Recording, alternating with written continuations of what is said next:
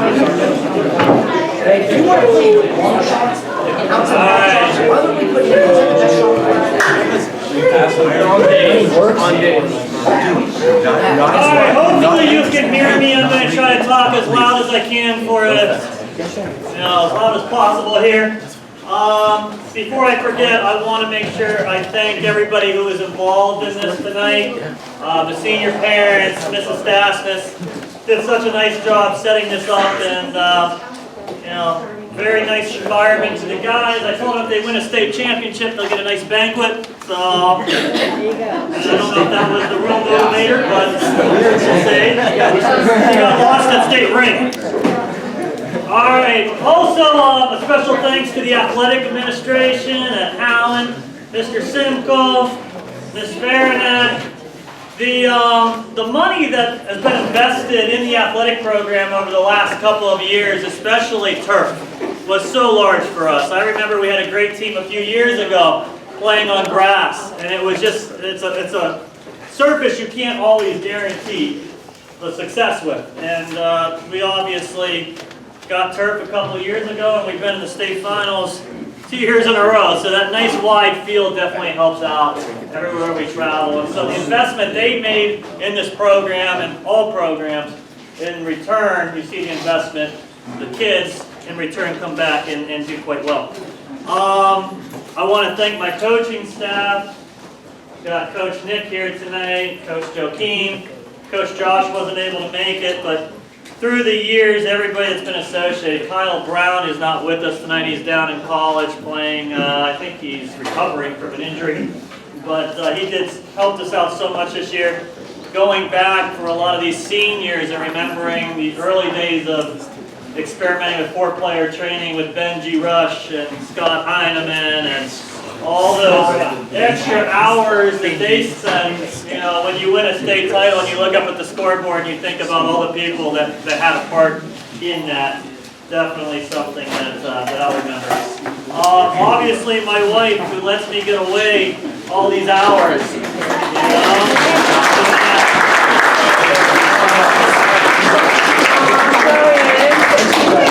Truthfully, I think after the COVID lockdown, she was just grateful that I had somewhere to go to stop driving her crazy. So that's probably why I spent so much time last year. Obviously, the parents too, understanding that what the kids were trying to accomplish meant that in a lot of ways the parents had to also change their behaviors in some way so that we could get through the season. With the COVID cloud hanging over everything. So I'm going to get to the 2020 season awards. I'm going to take over for Coach Josh, as Josh wasn't here for the junior varsity team. I was probably the biggest JV fan, always sitting on the bench, so a lot of my talk will be mostly about what I've seen this year from, and obviously from more of a fan standpoint, as I kind of let Josh run the ship over on the JV side. But he did want me to pass along just how proud he is of the boys and how well they did in such difficult circumstances. And I'm reminded of that this year because we've done so much work with the middle school, bringing those kids in, that we kind of forget how much the ninth graders of last year had to overcome, in the sense that they lost out from the months of March through basically September. They had no summer league, they had no preseason, and then we immediately threw them into, oh, here's your first game, good luck, okay? Much easier for the older kids to kind of adapt to that. Very difficult for the young ones. And we're looking at 8th graders now, they were already in the JV leagues and indoor and everything else.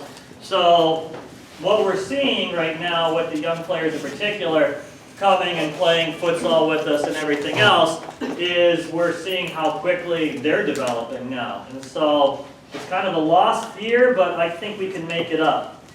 I want to also just let the JV team finish up. The whole program last year didn't lose a game, which is really astounding. The JV team went 14-0-2. They were also AAC champions. I think that's back-to-back. Pretty sure for Coach Josh.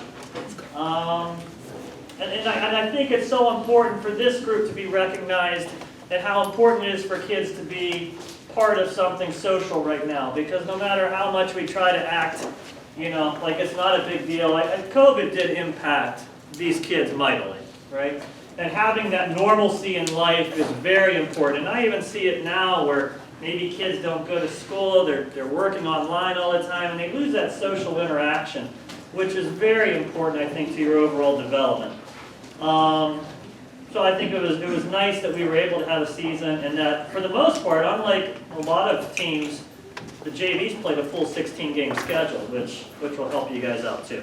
So I'm going to introduce you. If you can work your way up this way, we'll pass out your certificate. I believe there's T-shirts in there. Yes. Okay, so you'll get a goodie bag of stuff. All right, so first one up, Alexander Bakeris.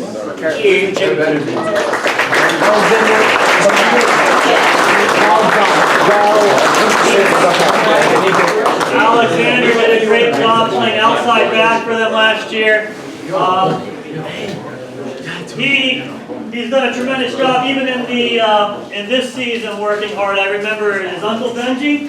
Yeah, Uncle Benji. I predicted this kid would make a big impact by his junior year, for his junior year. So there's no pressure, but you're going to be a junior this coming year. So be ready to bring it this year. Joe Goldberg, I think, is out of town and injured currently. Christo Kelly.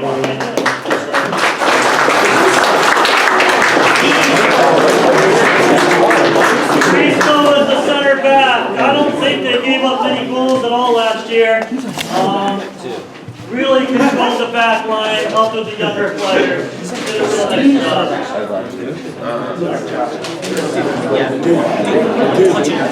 All right, Bobby Kopi.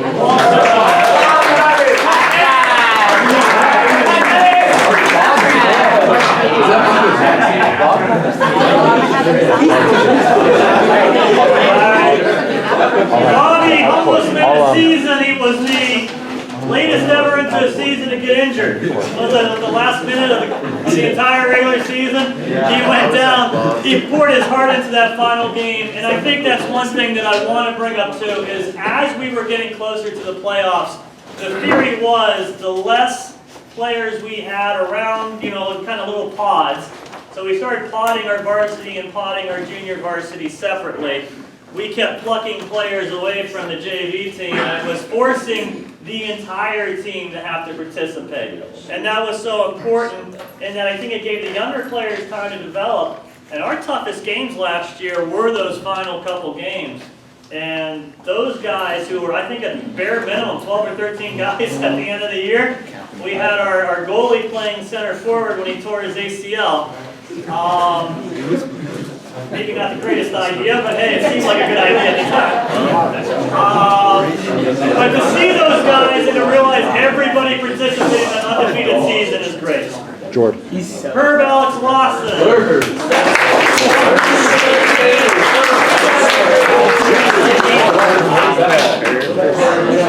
Herb played center back last year, again a freshman.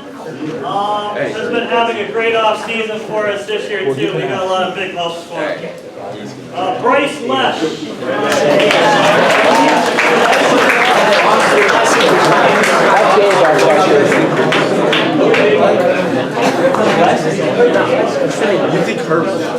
Bryce played center back, outside back. He again, an older player that really kept the back line organized and to help us get where they wanted to go. Levin Loomis.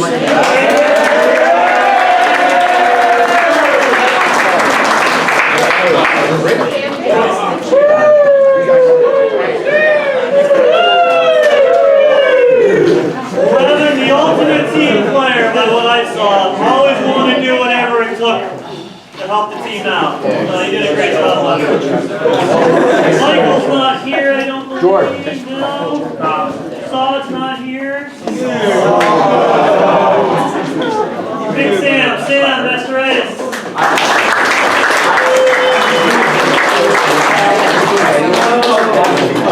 Sam played outside back last year. I realized the last couple of games games, played entire games on that back line, held Shaker Heights, I believe, with 0 goals. And did we give up a goal against Green? I don't think so. So 2 shutouts in a row. Again, a player that just kept working all season. When his time came, he stepped up. Great job, Sam. Sam Morgart, I don't believe is here. Sam. No? He said he's gonna help. Jaden Phillips.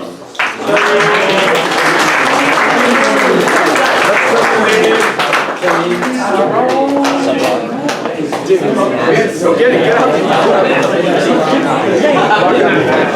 Jaden has been working hard in this offseason. Again, a freshman last year has really stepped up when we've done our futsal nights, and I think he's playing club soccer right now currently too, getting extra touches, and he looks like he's, again, going to really help out this fall. And then Jackson Schmitz.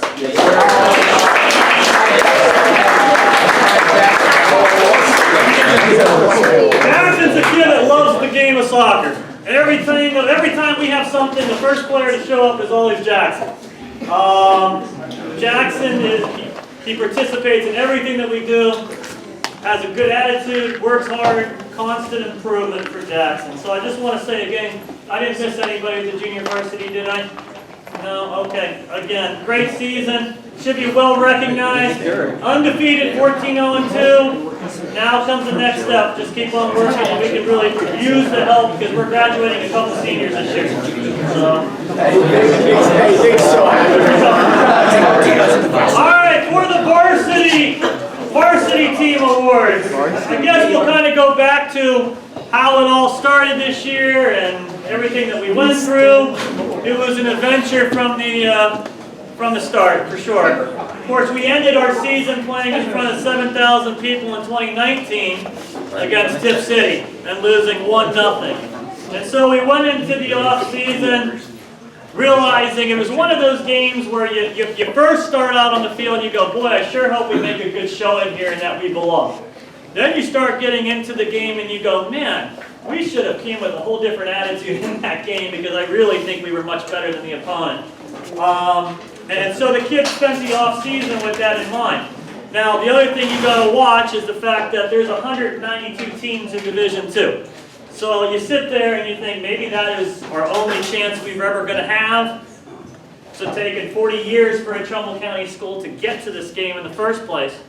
So you want to not necessarily knock down those goals, but you also want to have, there is some reality to it. If you go back and look at how many teams have actually gone back-to-back, other than your traditional private school powerhouses, it's very minimal. And the fact that you're able, this is a single elimination soccer tournament. And for those who have been a part of soccer, when you get 2 teams that are evenly matched in a single elimination game, it can just be very similar to how the state championship went in 2019, where, you know, it's a little unfortunate flick in the penalty box, goes to the right guy who kicks I think it was his only goal all season, and the ball goes in the back of the net. That's single elimination tournament. And so for what we accomplished to get there, I knew was going to be extremely difficult. Not to mention, I think people forget this fact about this team because we did return our core players, there's no doubt, our center. But we graduated, in that game we played 13 kids and we lost 7 of them, okay? So it's not an easy replacement to try to replace 7 players who participate in the state title game. We had a lot of guys that were there but didn't get involved in the game. That's over 50% of the team. We had a great off season, I thought. Great leadership, developed younger players, which is what was happening. We could see the improvements coming, and then of course we had March 12th came and we had the COVID lockdown. And with the COVID lockdown, that took 3 months before we ever got to train again as a team. And in those 3 months, as I kept trying to tell the kids, I kept saying, if you're going to get back to the state championship, it's going to happen in these next 3 months when everyone else is sulking and not thinking there's not going to be a season. If you're the team that's working individually when no one else is watching, then you have a chance to get back to that state finals game. And the kids, you know, they obviously did something because we kind of hit the ground somewhat running. We got back to playing soccer again in late June. We went through 3 months with house soccer. We picked up in late June. We then didn't get to play a game until late August. So I was running, I mean, the man who's coached, I'm running out of drills. These guys keep showing up every day. And you know what? You keep dangling out there's going to be a game, there's going to be a game. And then something else would happen. We had the summer spike. And then that knocked out all of July. Then we got into where we were allowed to play games against each other. And maybe some of the best games we played all year was probably the black and white games. I mean, it was just guys who hadn't played it yet. For those who don't know, Jack had a little miscue in one of the black and white games, led to the winning goal. And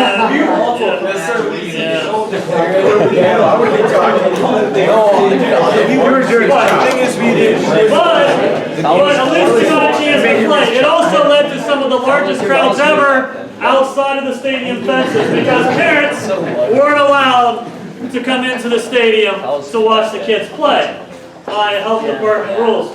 So all those people I saw on the hillside, I think over by the band shell, all over there with their rubbernecking the game, but just a chance to see their kid play and have the enjoyment because a lot of these kids that did nothing, I mean, think about this. Most of these kids have done nothing but play soccer since they were 5 years old. And a lot of them 11 months a year. And when that all gets pulled from you, your identity gets pulled from you. And to see them get that back, to me, was one of the major things I wanted to see out of the season, is that how important it was to have some degree of normalcy and the most, I don't know what the word is, but unnormal year. I don't know. I'm sure there's a better word for that. Yeah, normal. He's a 4.5. So we got no summer tournaments. We had no opportunity for our college level players to play in college showcases. We had no opportunity for younger players to play in any kind of summer game. Our season was filled with, well, symptom checks, temperature checks, social distancing. We all followed as closely as we could. But eventually we got the green light to have the season, and late, about 2 weeks into August, we had that. And we knew there was going to be a year. We didn't know for how long. I think we had discussed maybe having senior night after the second game. I said, if we're going to do that the second game, I don't know why we're starting. But I just believed in these guys that we could make it work, and we were given the opportunity, it would work. And it did for us. Finished up the season, 15 wins, no losses, 1 tie. 101 goals in the regular season scored, which is astounding. And then only 5 goals given up. So that's pretty much the perfect word for domination. I rarely did too much the entire year. I was kind of glad because it was reduced crowd, so you guys didn't hear me yell at the kids. Because there was really nothing to yell about. So I just sat there, and on occasion I'd get up and say something. But this was such a well-trained team with such excellent players on the field that once you gave them the game plan, it was followed to the T. Postseason, we ran off 7 straight victories. Of course, we beat Bay Village, who at that time was the #1 team in the state of Ohio, at Bay. And of course, we beat Tip City after it was a 47-game winning streak for them and knocked them off in the state finals. During that time of the game, we scored 35 goals and gave up 1 in the playoffs. We ended up being the #1 team in the nation on max preps, which I keep leaving up there just to annoy Ignatius, because they're #2 right underneath us. I never change anything. We need that. So we finished up this team's accomplishments, and just this year is amazing. What they've done over the last 2 years, also amazing. 22-0-1 this year. They gave 16 of the 18 teams that they played, since we play a few teams twice, but we gave 16 of those teams their worst loss of the season. Okay? So next year, we better be ready for payback. We had the largest goals for versus the goals against difference in Ohio soccer history. We scored 136 goals and gave up 6. All-American Conference champions for 6 times in a row. District champions back-to-back in 3 out of 4 years. First Trumbull County team to ever win a regional, and we did it twice. first Trumbull County team to appear in a state championship, did that twice. First Trumbull County team ever to win a state championship. And we also did it by the largest margin of victory in the history of the Division II state championships of 5-0.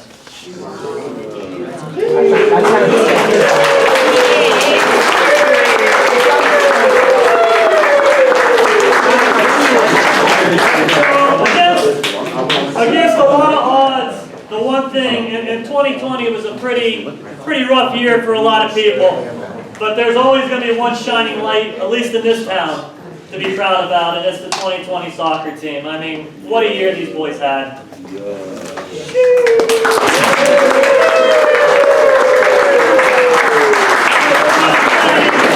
Tonight we're going to try to clean up because we also got the celebration in Howland of winning the state title might have led to a few COVID quarantines.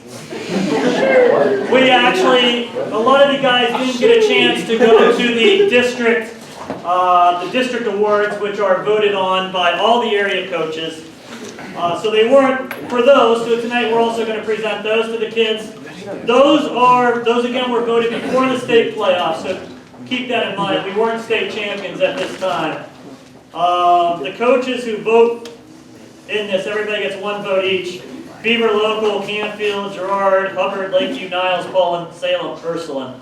So that's how the districts are solved. We also have county awards that we'll be passing out. Those are some of the kids who didn't make the district vote will also get county. Letter winners for us is if you appeared in the 2020 regular season varsity match. And then senior academic awards, which would get presented at the same banquet, which is for seniors who achieve a 3.7 GPA or greater cumulative over their high school careers. So, we will begin. I don't believe he's here, but Thomas DePoy is going to be a first-year letter winner. He appeared on senior night. Wasn't able to make it tonight. I will say about Thomas that I know he always came along with Dave. Dave was going to make him a soccer player. And I tell you what, Thomas had started a few years earlier. He had such a good work ethic and was such a good kid. And in those early years, he remembers the North Road practices back in the day. We were always short numbers, and Thomas was always there. So Thomas always worked hard. So I'm very proud of him and glad that he got in a game. All right, players that are here. When I call your name come up, I'll mention a few things. I tried to come up with one or two things about every player. A lot of these guys you could go on all night with. But first guy, first-year letter winner. We had so many that impacted our team this year. Dylan DePiro.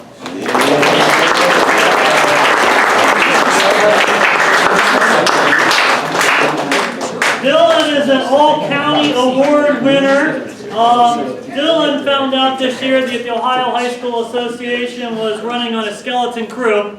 As we kept waiting for clearance over and over for him.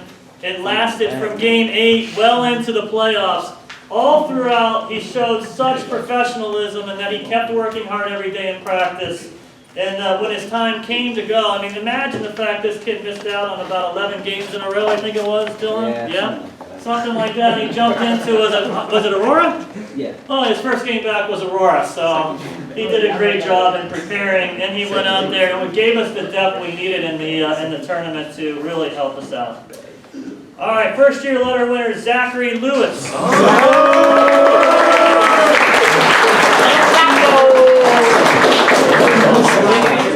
So, Zach's freshman year, we had a goalie previously that broke his foot. And so we came down to, we had no goalie.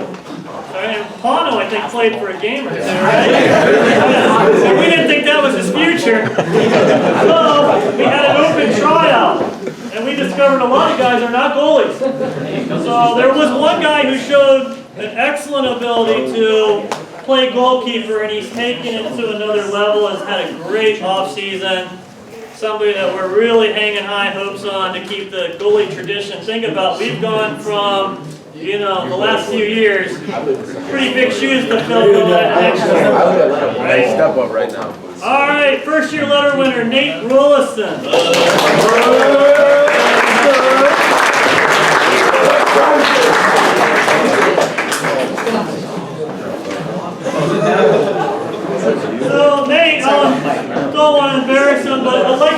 times during the season, you're going to get asked by kids what do they need to do in order to move up the chain from JV to varsity.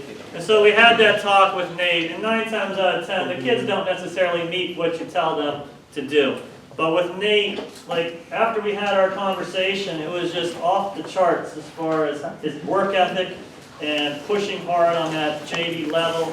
And again, as we started to drop a lot of the varsity rostered players down from JV, up to varsity, Nate really stepped it up. And I could just see in the eyes of a couple of these guys, every time I'd say, well, Caleb's going to be varsity only. And I could just see them go, oh, there goes our undefeated season.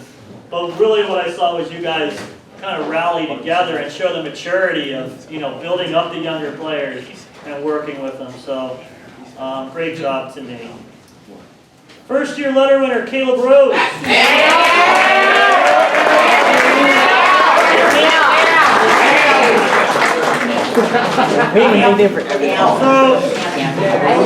So Caleb, for those who don't know, his middle name is Dale, and that seems to be the chosen name.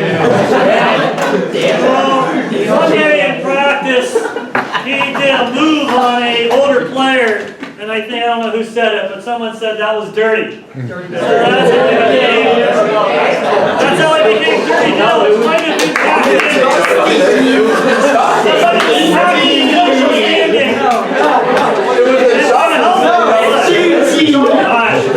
He wore his shirt like 3 days ago.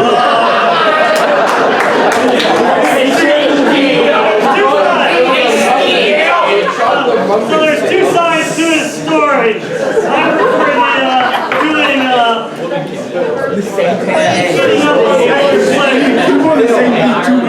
Caleb was a great goal scorer.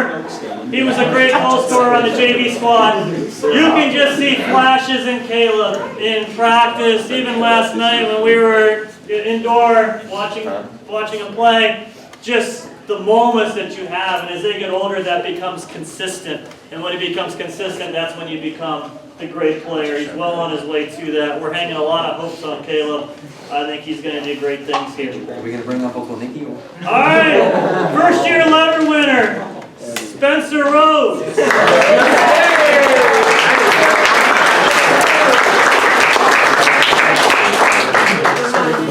So Spencer moved back in December of 2019?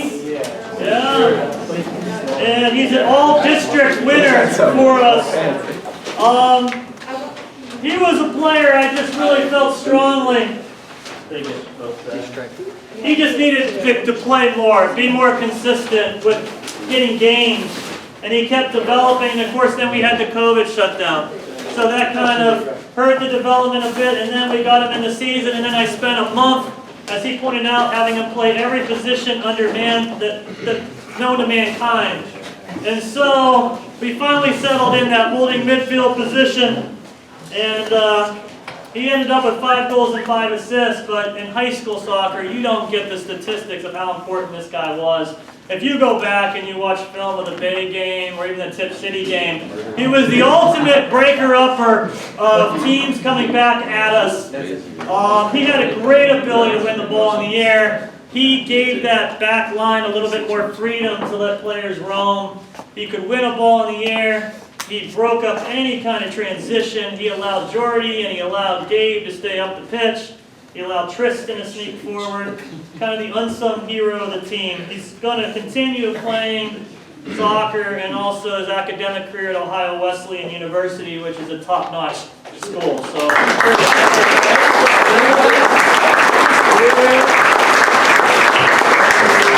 Well done. first year letter winner, Tristan Rose.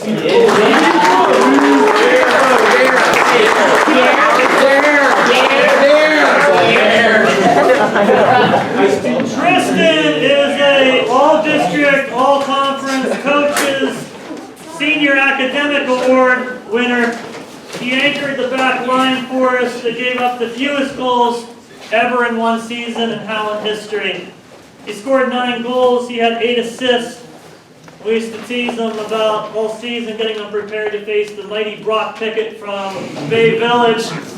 And that night, to me, was one of the great performances I've ever seen out of a center back. and that they just kept knocking the ball 40 yards down the field, and Tristan just kept knocking it back down the other way all night long, and they never changed. And I'm like, I'll take this guy against your legendary Brock Pickett all night long, and really was one of the great games that he'd ever played. It was total domination. It's a game I'll never forget. He kind of reinvented a position that we had created, kind of a false center back.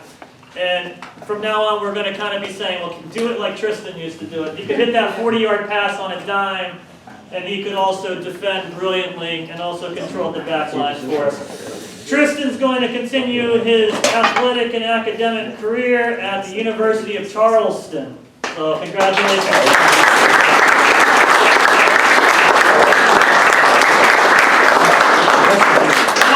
We're moving up to second-year letter winners. First one up is Pasquale Carnante.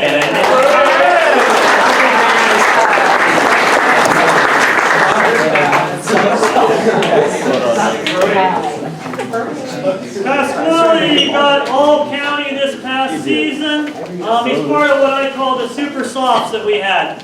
When we talk about the fact that we lost 50% of our squad, and the fact that these sophomores who didn't get a summer and played very limited roles as freshmen were able to rise up, and we had an entire back line outside of T of just sophomores.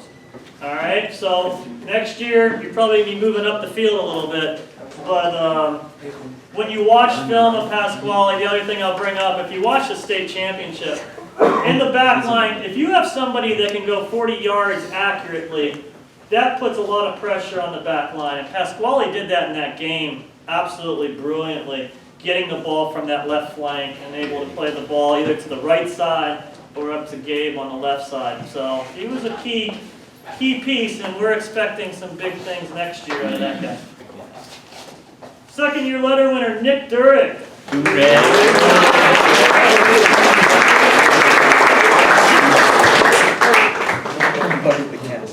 Nick, I can tease him a little bit. He, first guy I ever had to get thrown out of a futsal match. And then probably had a broken foot. So he's on about a 3-week suspension now. The other thing I'll say about Nick is I always remember this one. Because I think it was maybe our 3rd or 4th goal in the state championship game. We scored. And next thing I knew, I was getting picked up and being driven down the field. I was like, Joaquin? Really? It was Dirk!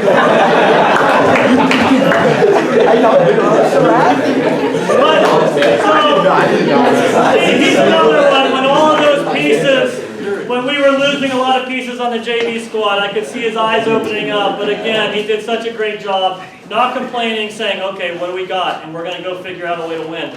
And that was, you figure the JV squad finished up undefeated. The last 3 games were Boardman, Green, and Shaker Heights, I think it was. None are particularly easy for a JV.